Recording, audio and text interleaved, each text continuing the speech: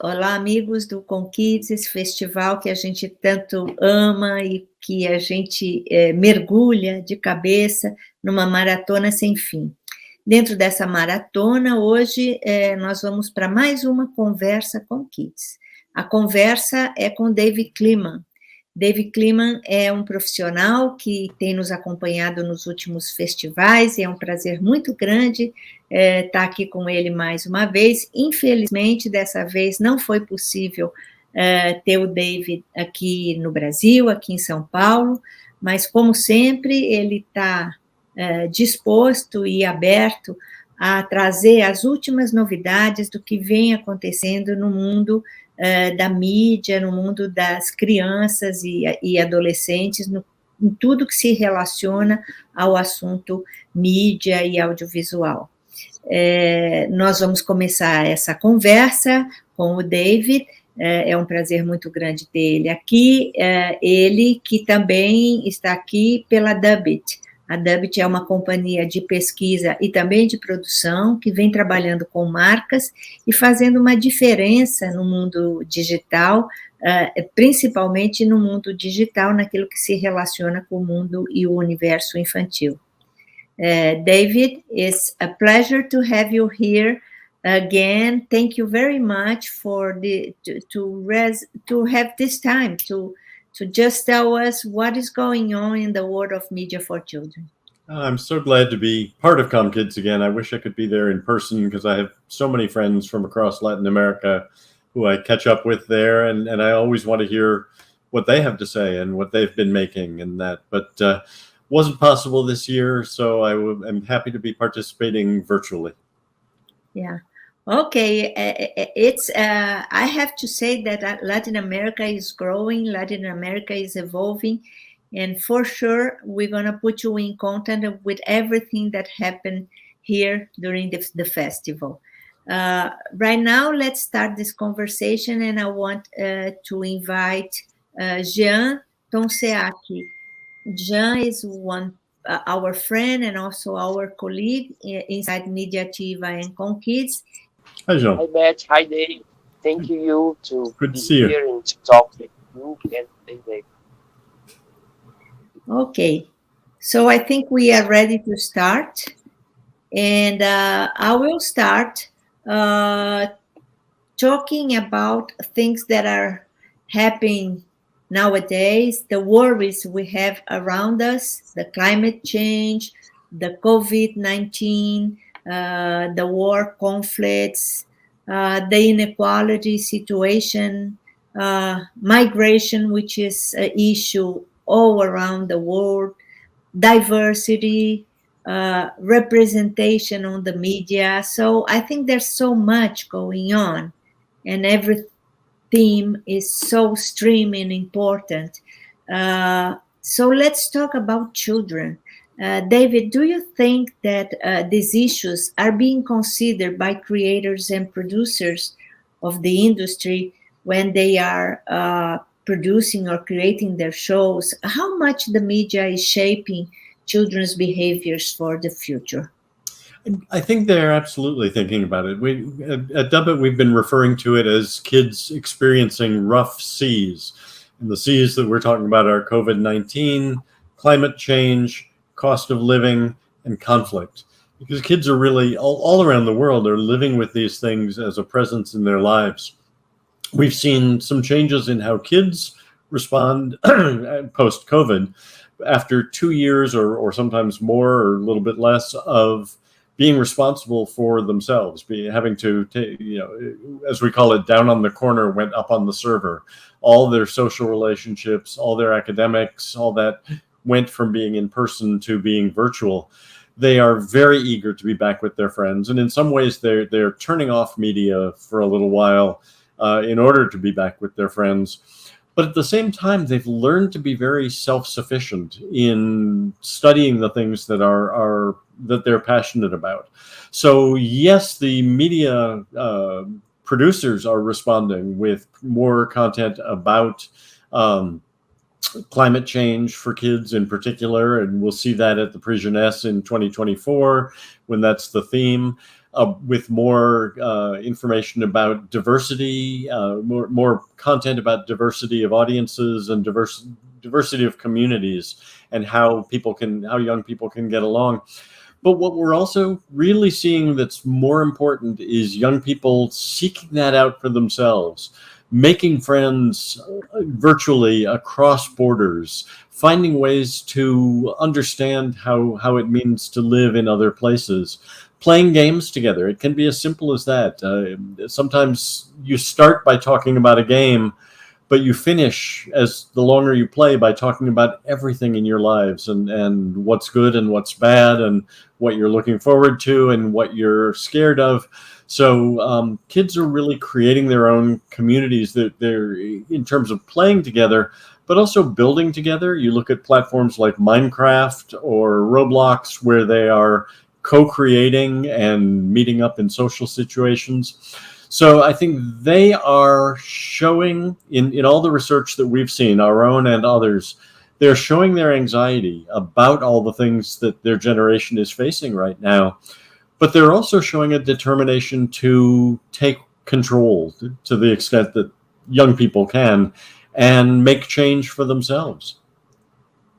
So it's really interesting to see how optimistic picture you just told us. It seems to me that the media is not only going along the children development, but also are in some way helping them to communicate or to engage and to understand what is going on. Is that right? I think that's true. I think that we always have to remember that one of the responsibilities or one of the roles of the media is simply to engage and entertain. That especially when kids are under pressure, when they sense the family economic struggles, when they just went through COVID, when they read about all the things that are happening all around the world that are scary to them. One thing we can do for them is just entertain them. Just let them be kids. When we look at the shows that children choose, the television or streaming shows, when we look at the kind of games that they choose to play, a lot of it shows that they are keeping one foot in childhood, even as they grow and try to be more adult about things or try to understand some of the difficulties of the world. And we can help them with that by giving them that chance to be children. Looking worldwide, look at the popularity of Bluey as a series. Bluey is a series that does take on some serious things, but it does it in such a gentle and entertaining way. And it does it in a way that kids can really relate to and that parents love to watch as well. I think that's one of the best examples right now of letting kids be kids. But at the same time, more and more companies, whether they are broadcasters, streamers, games companies, YouTube, TikTok, are giving space where kids can express themselves and say what they expect from the world, say what they want to see in the world. We can't put all the pressure on them. Kids have to, we can't assume that because we adults have messed up the world that kids are going to fix it or should fix it now. But we can give them the tools to start to build toward that. Okay. And you're talking about Bluey, which is a preschool show that was created and produced in Australia, and it's preschool. And what I notice, and I don't know if you find in the same way, that preschool is going further. If we take a look in the other age groups, which things started to be more complicated because the children are already, completely emerge in the worries and the situations that are going on. How do you feel things and producers and creators are responding? It's much more difficult once kids get to the age of 6 or 7 for a couple of reasons. One is that the control shifts from the parents making all the decisions about what children will watch or what they'll play on tablets or what they'll have access to. Kids obviously, preschool kids obviously have preferences. They'll tell you if they like something or not, but the parents ultimately make the decision what to allow. You get to about age 6 or so, and the control shifts. Kids make their own choices, whether it's on a tablet, whether it's on a television, whether they branch out into YouTube. So that's one thing, is they make the choices, but at the same time their interests are expanding and exploding, and their peer groups are changing. As soon as they go to school, they find kids who are interested in the same things that they are. We find now that kids get their first, in many countries, not everywhere, but in many countries, including, if I'm remembering right, Brazil, kids start to get their first mobile phone at around age 8, somewhere between 8 and 10, which is remarkably early. It's gotten much, much younger. And as soon as they have that, they have freedom. They can take it with them anywhere. They can access almost anything, any kind of content across many different platforms. So as their interests diverge, as their access to technology increases, as their choice increases, it's much harder for us as a children's media industry to reach them. And it's very easy with preschool to come up with a show that really will appeal to boys and girls equally, to 2 to 5 fairly equally, to all the things that little kids really need to learn that will be appealing to parents to say yes. You get to 6 to 12, and it's much harder to get their attention. There are so many things going on in their lives. So I think the first responsibility, if you want to help them think about some of the challenges of the world, the first responsibility is to engage, is to make sure that you are telling it in stories, telling it in ways that invite them in, that involve them, that are entertaining is the wrong word. Engaging, I think, is the right word to them, and that give them both some hope and something to do. Young people will really respond to brands, to content now that invites them in, that seems to be listening to them. They want to have a role in their favorite content. They want to feel that the producers of it are paying attention to them. Well, in spite of the all this freedom that I understand, it's really something very important for them, for them not only to have a voice, but to act and to engage in whatever content they want. I would like to know a little bit about parenting control. I know that in the past we discussed a lot about TV shows and the whole evaluation and the ratings of control and the ratings about how much you could expose or not a child for the whole system of ratings, which is also in Brazil adopted a long time, just to help parents and children to choose or to let them watch this and not to watch that, or to invite them to watch some shows and to just block some of the shows that they don't want to. But now it seems to me that this world is completely different, because the content is everywhere. There's a lot of freedom, as you said. So there's a discussion going on about how much parents and caregivers are afraid in some way of the media and this freedom and this material that is going on in the internet with no control. What do you have to say about that? Well, first, full disclosure, I serve on a youth advisory board for Meta, for Facebook. And so I've had sort of inside view of some of the things that they're trying to do to give more control both to parents and to children.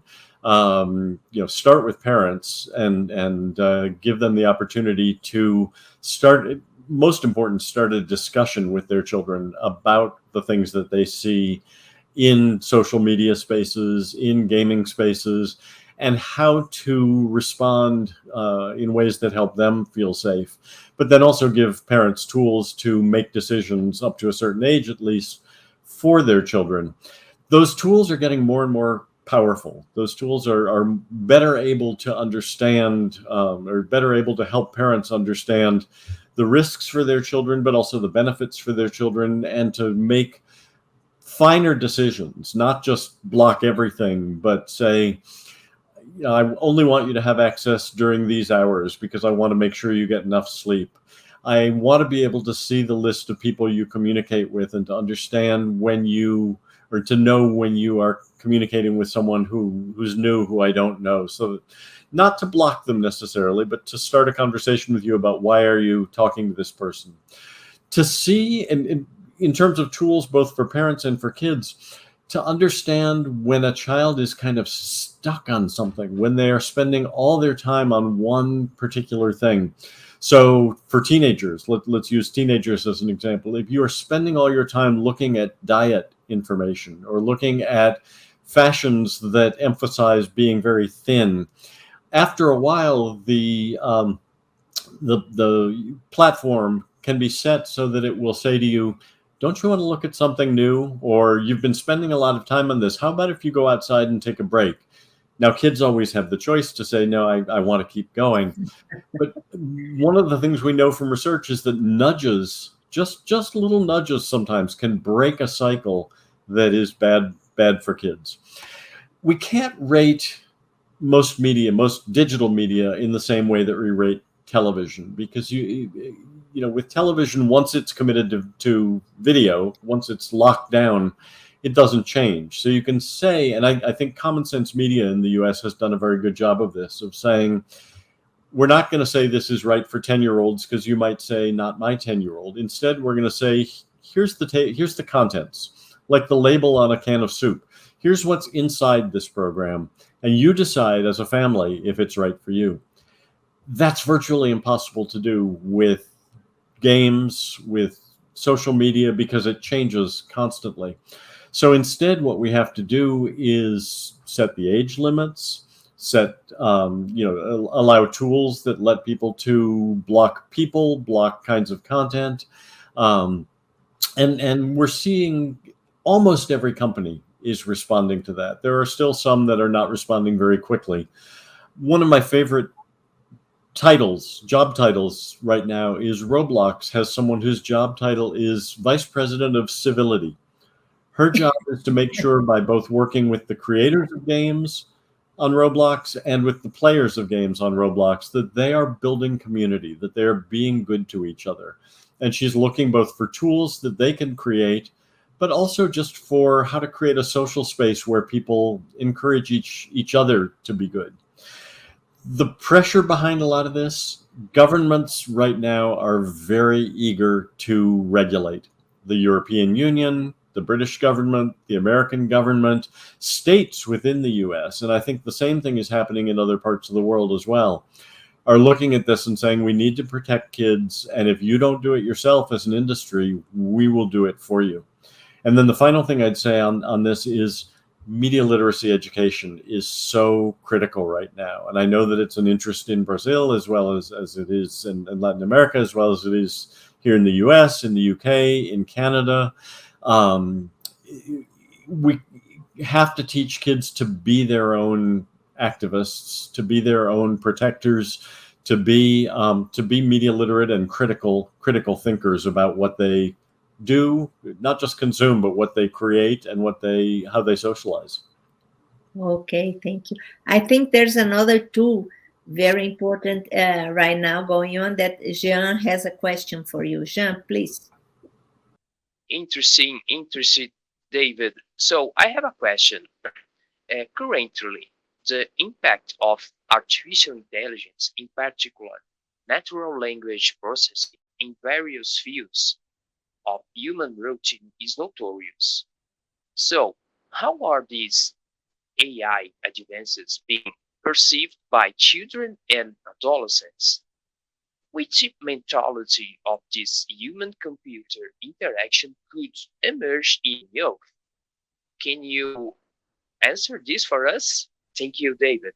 I think it's too early really to tell how they're going to be used both for good and not for good. I think that it's such a new set of technologies that everyone is kind of playing with it, experimenting, and I've already seen some very intriguing uses. At Dubit in our studio, we are using AI art tools to create some of the backgrounds and things, so we can make games faster by using AI to create some of the backgrounds and that.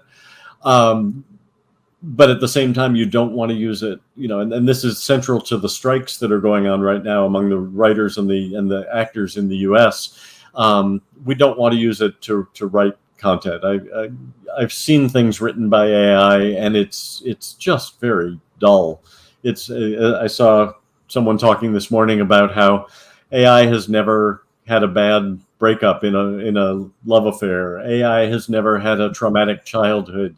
AI has not done, AI has never been in love. So how do you expect it to write stories that are truly human, which is what all of us need, not just kids. I had some fun with it the other day. We were talking about protecting kids and safety, and that one of the things that's difficult is nobody ever reads the privacy policies or the terms and conditions when they sign up for a new series. I asked ChatGPT to rewrite the Roblox privacy policy at a 5th grade, so that's about 11 years old, reading level, and to write it as a rap. And it came back with something just wonderful that really got across the importance of the privacy policies and what you can do to protect yourself and what Roblox will do to protect you, but in a way that I would have fun reading and that I think people would find both funny and informative. That kind of use, I think, can be really, really powerful. As for kids, I think it's going to be a while. Teenagers are already starting to play with it. They're starting to use it. I think there's a race right now between educators and teenagers on how fast teenagers can learn how to use it to write their papers for them, and how fast teachers can use it to figure out that they've used it to write their papers for them and say, no, you didn't do that. Younger than that, I think it's not going to be a major tool for kids to use for themselves. It will be a tool that companies will use to enhance, I hope, some of the ways of play. At Kidscreen this year, I saw that someone had brought with them a very simple tool they'd created in the space of a week, where a child says, let's say I'm the child in this case, tell me a story about David, who's a whale who goes to space. And the AI will write that story. And then they also were using AI imaging to create pictures to go along with that story. And the child gets to choose among the pictures to get the one that looks most like what they had in mind. Now, the stories were very dull. As I said before, it's not a very good writer. But as a kind of light, occasional thing, I think that would be fun for a child to have every night a new story about him or herself. To say, okay, tonight David is going to be a tiger who wants to eat oatmeal. It's too early in the day here to be more creative. And every day they can have a different story featuring them. Now, you don't want to take that power away from the parents. That's what my parents used to do for me every night, is tell me a story. But parents aren't always available. So I think if we use it judiciously, if we use it occasionally, and if we use it thoughtfully, that AI can be an interesting tool in kids' lives. So thank you very much, David, for being with us again. I'm sure this conversation will be online and people will have other times to read it again or hear it again, and maybe they will have some questions or doubts and things that they would like to exchange to you. So I would like the producers of this recording to put on the screen here all information about you, your contacts and directions, in a way that our visitors and people that are attending ComKids can be in touch with you.